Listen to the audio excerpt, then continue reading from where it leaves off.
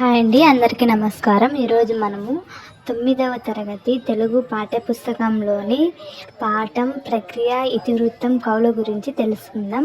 ముందుగా పద్య భాగంలోని మొదటి పాఠ్యాంశం వచ్చి ధర్మబోధ, ప్రక్రియ ప్రాచీన పద్యం, ఇతివృత్తం కుటుంబ సంబంధాలు, కవి నన్నయ్య భట్టు.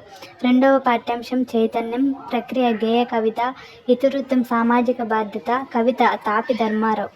మూడవ పాఠ్యాంశం హరివిల్లు, ప్రక్రియ వర్ణన, ఇతివృత్తం ప్రకృతి, కవి వచ్చి వివిధ కవులు.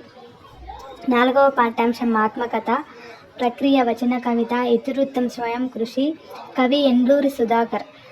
ఐదవ పాఠ్యాంశం స్నేహం, ప్రక్రియ ప్రాచీన పద్యం, ఇతివృత్తం వ్యక్తిత్వ వికాసం, కవి వివిధ కవులు. ఆరవ పాఠ్యాంశం తీర్పు, ప్రక్రియ ఆధునిక పద్యం, ఇతివృత్తం పరోపకారం, కవి జంధ్యాల పాపయ్య శాస్త్రి. ఏడవ పాఠ్యాంశం మాట మహిమ, ప్రక్రియ ఆధునిక పద్యం, ఇతివృత్తం జీవన విధానం, కవి కోకలూరి స్వరూపారాణి. హరివిల్లు పాఠ్యాంశంలో వివిధ కవులను మనం చెప్పుకున్నాం కాబట్టి ఏ పాఠ్యాంశంల నుంచి ఆ పద్యాలు స్వీకరించారు అనేది మనం ఇప్పుడు తెలుసుకుందాం.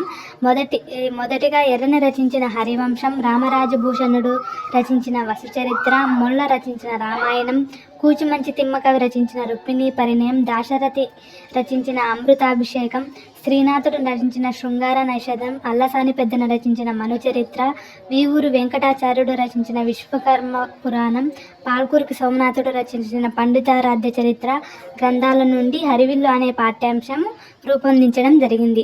స్నేహం అనే పాఠ్యాంశం వచ్చి నన్నయ్య, తిక్కన, పోతన, కందుకూరి రుద్రకవి, తెనాలి అన్నయ్య కవి, విశ్వనాథ సత్యనారాయణ రచించిన గ్రంథాల నుండి ఎంపిక చేసిన పద్యాలతో స్నేహం అనే పాఠ్యాంశం రూపొందించబడింది.